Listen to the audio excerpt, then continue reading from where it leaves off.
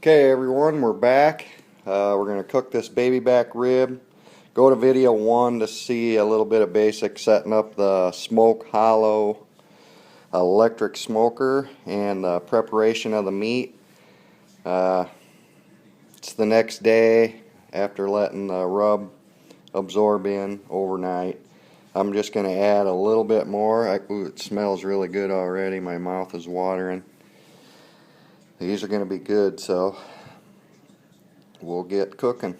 I'll put a little more rub on right now. So I'm just going to sprinkle a little bit over the meat, not too much, just to get it covered up again a little bit, take some of that damp look out of it. Both sides. And we'll go get the smoke hollow ready. I usually take my meat out about a half hour before I'm going to cook it to let it warm up just to almost room temperature. So what I'm going to do with this is cut it in half because it fits better in the smoke hollow. Okay, we got the meat out, kind of warming up to room temperature, and we're setting up the smoke hollow right now. I got it plugged in. Some of the stuff you need: a pair of pliers. I use a torch to get my wood started, a pan to put above the wood. This is the wood container. I get a brick underneath it so I can, when I torch, I don't burn the concrete. There's a lid that goes on top of the wood container, but I usually don't put it on unless it gets too flaming, but it usually don't flame. The wood don't flame. And we got some hickory chips. I use some apple juice and a glass of water. Here's the pan for the water.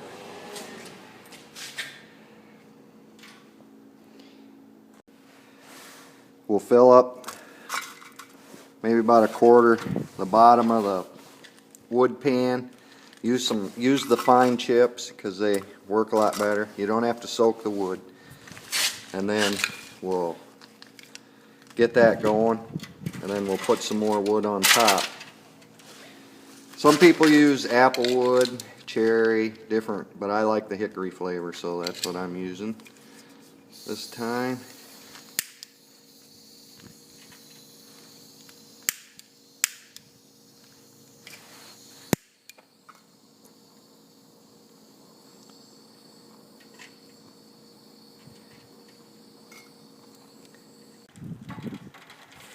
Okay, you can see how we got it nice and charred. Got the wood already smoking, and then we'll fill up the pan now with the wood chips.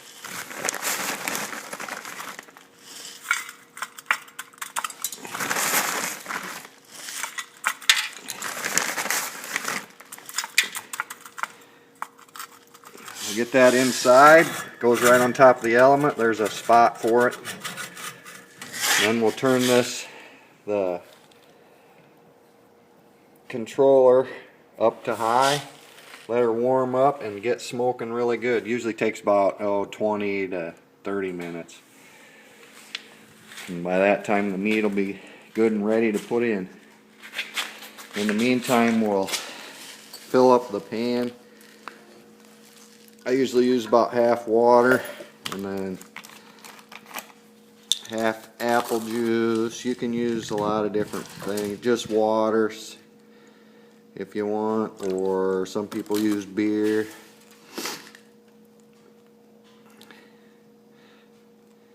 You'll have to replenish this probably about every hour, and the wood also.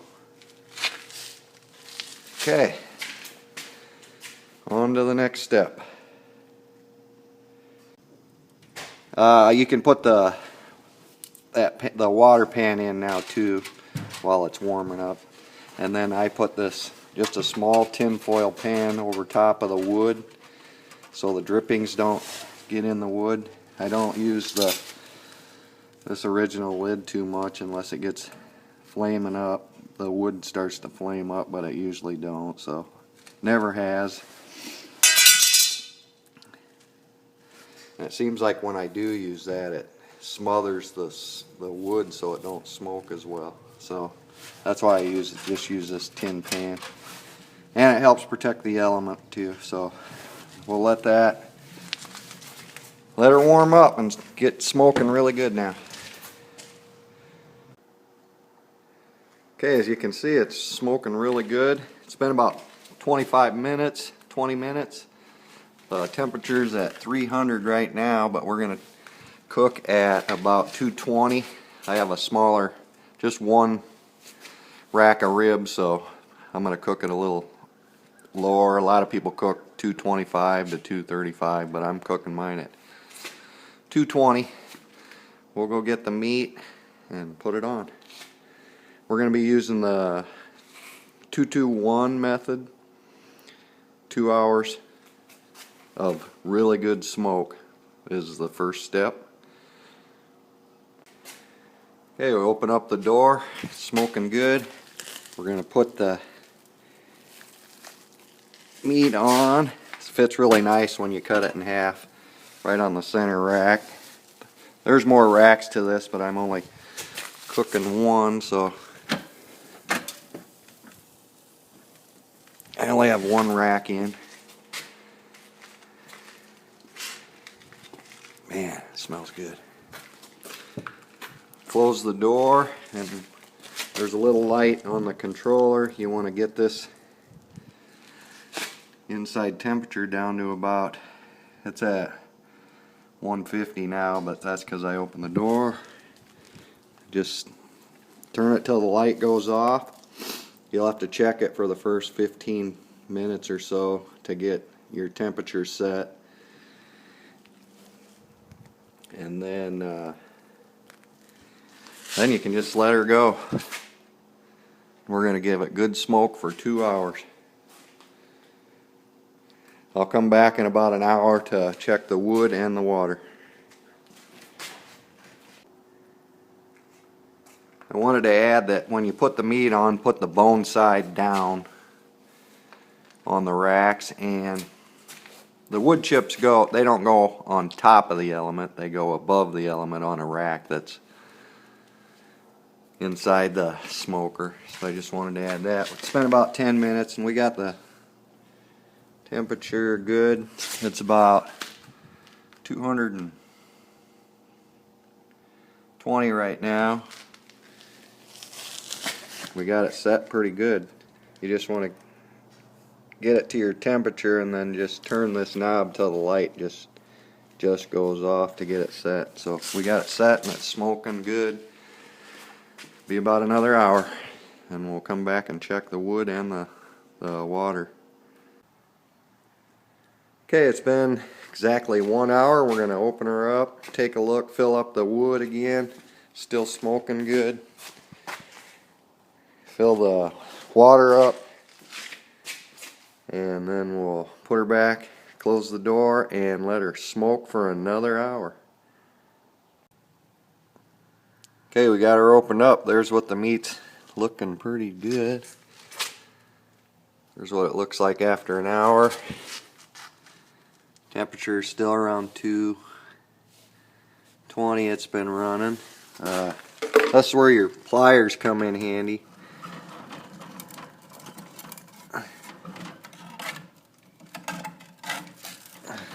Get the water out. The water still looks pretty good, but I'm going to fill it up. And we're going to fill the wood up.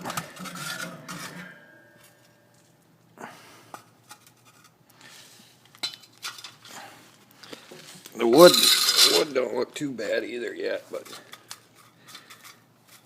we'll get some more wood in there. Okay, we got the wood going, filled up, and we got the water filled up. We'll put her back in. Close the door and let it smoke for 1 more hour.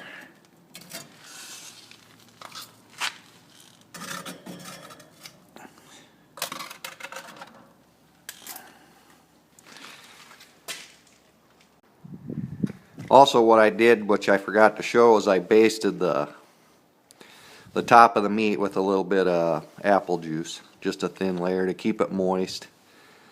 You don't have to, but it helps keep it moist. And we got the door shut now, and temperature's back up to about 220. Everything looks good. Let's go for smoking another hour, and then we'll go to the next step. Okay, it's been about an hour. Get yourself some heavy-duty aluminum foil. This is the second step. It's been 2 hours total smoke. It's been an hour since I changed the wood, but get yourself some heavy-duty tin foil, Reynolds wrap. I like to use beer, a little bit of butter, and some brown sugar. Okay, let's go out and get the meat. We'll take the pan with us. Okay, we're going to open her up. Whew. Still smoking good. We're not going to need to replenish the wood. You want to check your water. Water looks good still. Water and apple juice. We're going to grab the meat. Ooh, that looks really good and smoked. Lay it down on top of the tin foil. Shut the door back up. We'll take her in and put a little bit on it and wrap her up. So what I'm going to do now is just dump a little bit of beer in here. Some people use water. I like the little bit of beer flavor to it. Don't need much. If you like beer brats, kind of gives it just that little hint of beer taste. I love them. And then we're going to take and sprinkle just a light coating of brown sugar on top.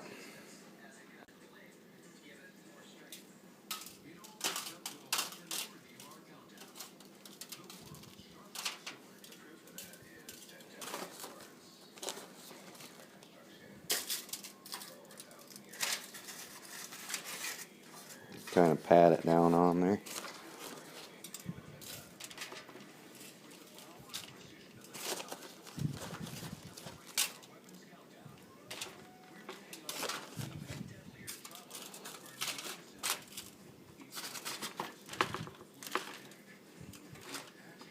Just like that. You can put it on both sides. I'm just putting it on one side. Then I'm just going to take a little bit of butter and lay it on top.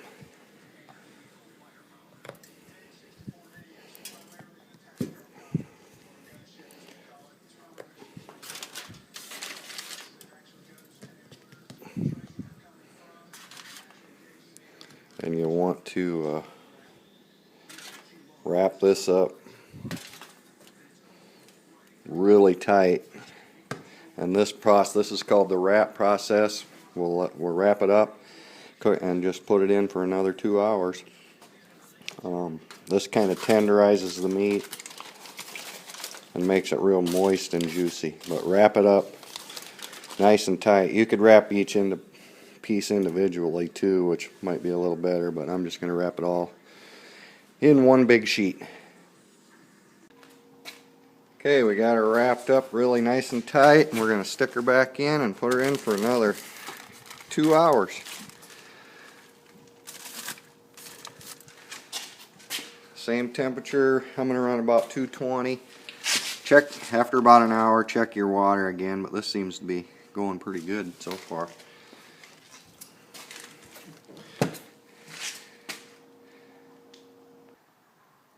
Okay, it's been about 3 hours total.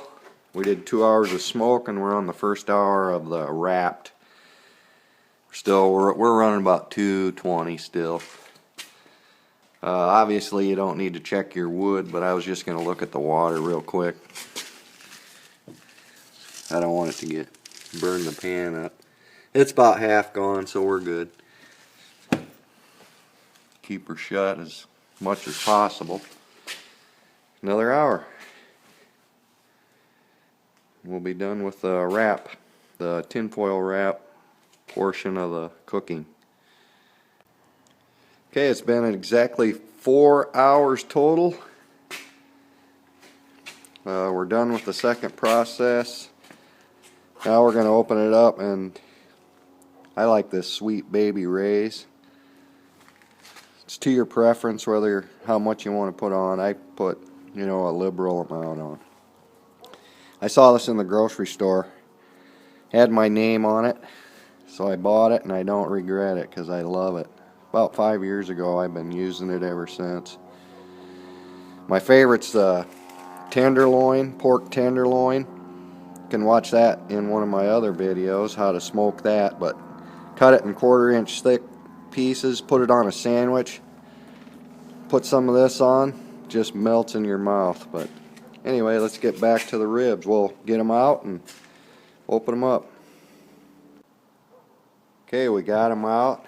They're looking really nice and juicy right now. That's what that second step did. The 2 hours wrapped in tin foil. Now we're going to put some Sweet Baby Ray sauce on her.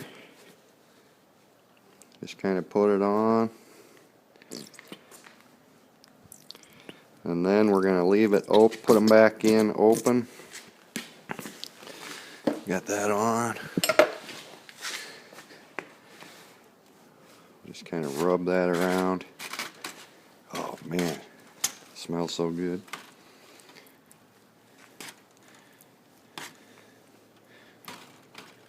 And then we'll put them back on. Try to get all the meat. Put them back on for another hour. After a half hour, we're going to check it because we want to see how the meat's starting to pull off the bone. Once it starts to pull off the bone, then it's done. Right now you can see how it's still kind of firm. Okay, we'll check it in about a half hour, and when you lift it up, it should start to split. Once the meat starts to split, it's pretty well done. Okay, we got it back in. I got the tin foil still there, and then I'm going to add a little more water. It's about halfway done. We don't need any more wood. Some people like to smoke a little on this time of the process. They still like to smoke to get some of that smoke into the barbecue sauce, but the first 2 hours of smoke is plenty for me. So we'll shut her up, come back in about a half hour and see how she's doing. Check the meat. Okay, it's been about a half hour. We're going to check the meat. Still running 220. This last step, I'm only doing one rack, so it shouldn't take quite as long. It's been a half hour. We'll check her. If you have more racks in there, it might take an hour, but the last step, we'll open her up. Ooh. The way I check it, I grab it on one end and just kind of bounce it up and down. See, it's starting to, see that start to split right there? That means it's done. So we're going to take it out, cut her up, and put it on a plate. So took, let's see, 4.5 hours it took for one rack of ribs. Like I said, if you have more, you might have to go a little longer on this last step, but this is 2-2-1. Really, the 2-2 and 1/2 an hour for one rack. Then we'll get her out and take her in. As you can see, I stuck a thermometer. It's about up to 187, 189. That's why you don't really use a meat thermometer. It's only recommended to go to 145 on pork, but the probe is so close to the bone and the bones get really hot, plus the fat, and you don't get very accurate readings. We're going to take it off now and cut it up. You cut in between the bones, in between all the bones, nice and even, and we'll put her on a plate and see what it looks like. Okay, we got her cut up. I tasted it. It's awesome. Nice and moist. It doesn't fall off the bone. You can pull it with your teeth a little, and it's easy to chew. Nice bark. There's the bark. Some of the best ribs you'll ever eat. It's hard to go find these this good at even a restaurant. Have to go to a lot of restaurants to find ribs this good.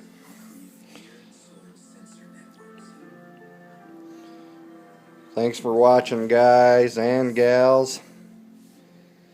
I am gonna eat. My wife cooked me up made me up some potato salad, so we're gonna eat. Thanks for watching.